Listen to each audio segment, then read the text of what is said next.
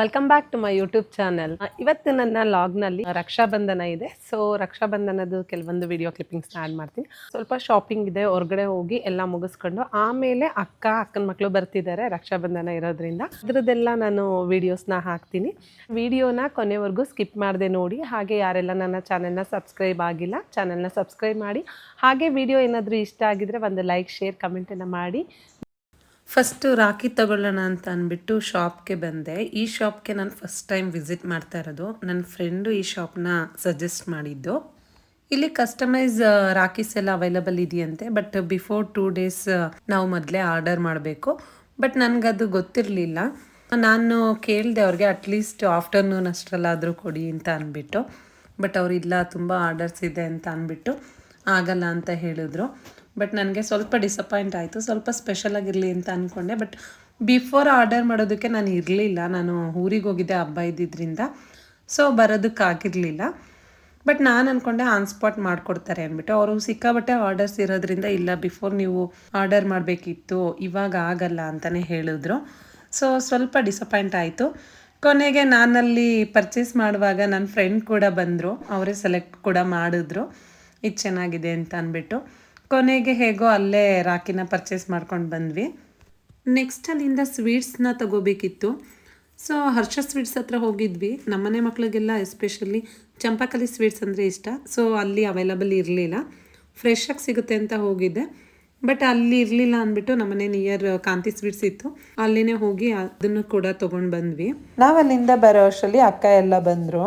Hi, ಅವರಲ್ಲಿ ತೇಜ್ ಪಪ್ಪ ಅಲ್ಲೇ ನಿದ್ದೆ ಮಾಡ್ತಾನೆ. ಹಾಯ್ ಚುಕ್ಕಿ.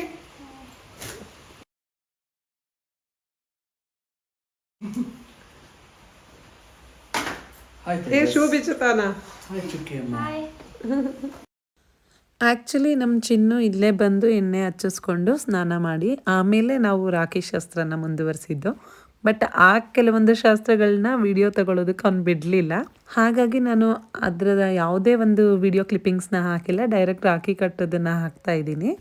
ನಮ್ಮನೇಲಿ ನನ್ನ ಮಗಳು ಹುಟ್ಟಿದಾಗ್ಲಿಂದ ಅವರಿಬ್ಬರು ಅಣ್ಣಂದಿರ್ಗು ಯಾವುದೇ ಒಂದು ವರ್ಷ ಇದುವರೆಗೂ ಅವಳು ಹುಟ್ಟಿದ ಮೇಲೆ ಪ್ರತಿ ವರ್ಷನೂ ಕೂಡ ಒಂದು ಬಾರಿನೂ ಮಿಸ್ ಆಗದೆ ಅವರಿಬ್ರಿಗೂ ರಾಖಿನ ಕಟ್ಸಿದೀವಿ.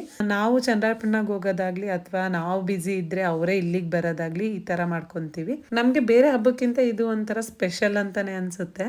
ಆ್ಯಕ್ಚುಲಿ ಅಕ್ಕ ಅಲ್ಲೇ ಬಂದು ರಾಖಿ ಕಟ್ಟಿ ಅಂತ ಹೇಳಿದ್ದು. ಬಟ್ ಸ್ವಲ್ಪ ನನ್ನ ಮಗಳಿಗೆ ಹುಷಾರಿಲ್ದೇ ಇದ್ದಿದ್ದರಿಂದ ನಾವು ಇಲ್ಲೇ ಬರೋದಕ್ಕೆ ಅಂತ ಹೇಳಿಬಿಟ್ಟು ಇಲ್ಲೇ ಎಲ್ಲ ಮಾಡಿದ್ವಿ. ಅವಳು ರಾಖಿ ಕಟ್ಟುವಾಗ ಚಿನ್ನು ಅಂತೂ ತುಂಬಾ ಅವಳಿಗೆ ಕಾಲು ಎಳೀತಾ ಇದ್ದ. ಸರಿ ಕಟ್ಟು, ಸರಿ ಶಾಸ್ತ್ರ ಮಾಡು, ಹಂಗೆ ಮಾಡು, ಹಿಂಗೆ ಮಾಡು, ಅದು ಫಸ್ಟ್ ಮಾಡು, ಇದನ್ನು ಫಸ್ಟ್ ಮಾಡು ಅಂತ ಅಂದ್ಬಿಟ್ಟು. ನೆಕ್ಸ್ಟು ಇವನು ಬಂದು ಸೆಕೆಂಡ್ ಅಕ್ಕನ ಮಗ. ಇವನಂತೂ ನೀವು ನೋಡ್ತಾ ಇರೋ ಥರ ಎಷ್ಟು ಸೈಲೆಂಟ್ ಆಗಿದ್ದಾನೆ ನೋಡಿ. ಅವನಂತೂ ರಾಖಿ ಕಟ್ಟುವಾಗ ಏನೂ ಮಾತಾಡಲಿಲ್ಲ. ಅವಳು ಹೆಂಗೆ ಶಾಸ್ತ್ರ ಮಾಡಿದ್ರು ಸುಮ್ಮನೆ ಕೂತಿದ್ದ.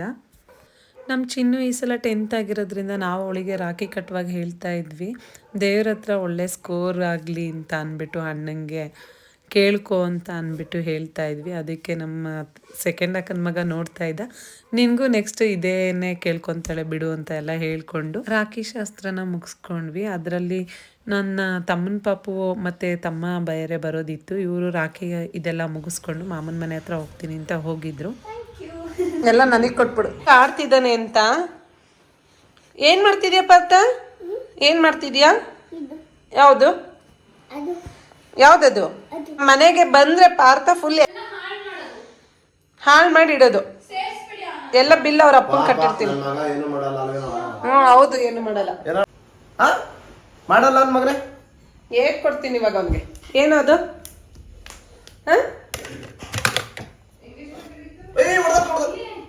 ಹೆಂಗ್ ಹೊಡಿತೀನಿ ಗೊತ್ತಾ ನಿನ್ಗೆ?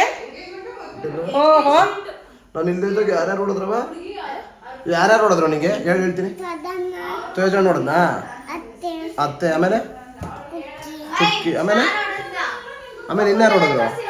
ಹೇಳಿ. ಐ ಬಂದ್ರೆ ಇಲ್ಲಿ ಯಾರೋ ಹೊಡೆದಿದ್ದು ನನ್ನ ಮಗನಿಗೆ? ಯಾರ ಮಗನೇ ಹೊಡೆದಿದ್ದು? ನಾವೇ ಹೊಡೆದಿದ್ದು. ತೇಜಣ್ಣ, ಆಮೇಲೆ ಚುಕ್ಕಿ.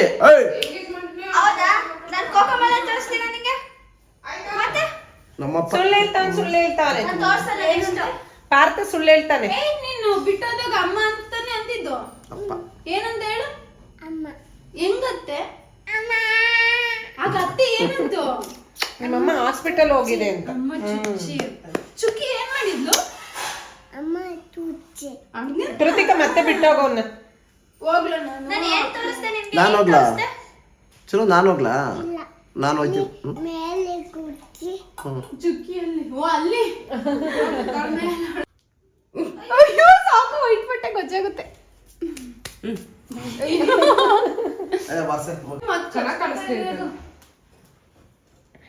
ನಾನು ಪ್ರತಿ ಹತ್ತಕ್ಕಾಯ್ತು ತುಪ್ಪದ ಇದ್ರದ್ದು ಹಾಕಿದ್ದು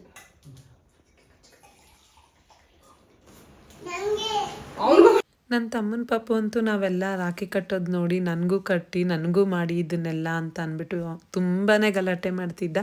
ಕೊನೆಗೆ ಅವನೇ ಅರಿಶಿನ ಎಲ್ಲ ಇಟ್ಕೊಂಡು ಕುಂಕುಮ ಎಲ್ಲ ಇಟ್ಕೊತಾ ಇದ್ದ. ನನಗೂ ಕಟ್ಟಿ ಅಂತ ಅಂದ್ಬಿಟ್ಟು ಕೊನೆಗೆ ಅವನಿಗೂ ಕೂಡ ಒಂದು ಸೇವಂತಿಗೆ ಹೂವಿನಲ್ಲಿ ದಾರ ಹಾಕ್ಬಿಟ್ಟು ಕಟ್ಟಿದ್ವಿ. ತುಂಬ ಖುಷಿ ಪಟ್ಟ. ಅದು ಇದಾಗ್ತಾ ಆಗ್ತಿದೆ ಅಯ್ಯೋ ನೀವು ಥ್ಯಾಂಕ್ ಯು.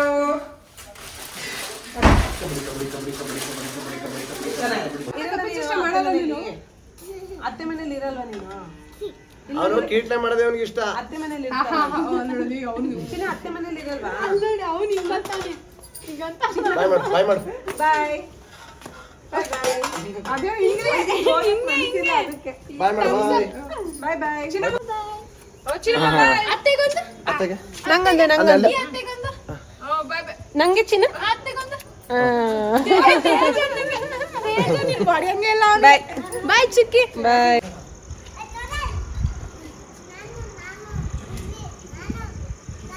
ಅವನ್ ಕೆಳಗೆ ನೀನು ಮೇಲೆ. ಬಾಯ್ ಬಾಯ್ ಚಿನ್ನು ಬಾಯ್. ಇಲ್ಲಿಗೆ ನನ್ನ ಲಾಗ್ನ ಮುಗಿಸ್ತಾ ಇದ್ದೀನಿ. ಈ ಲಾಗ್ ಏನಾದರೂ ನಿಮ್ಗೆ ಇಷ್ಟ ಆಗಿದೆ ಒಂದು ಲೈಕ್ ಶೇರ್ ಕಮೆಂಟ್ ಮಾಡಿ. ಹಾಗೆ ನನ್ನ ಚಾನಲ್ನ ಸಬ್ಸ್ಕ್ರೈಬ್ ಆಗೋದನ್ನ ಮರಿಬೇಡಿ. Thank you for watching.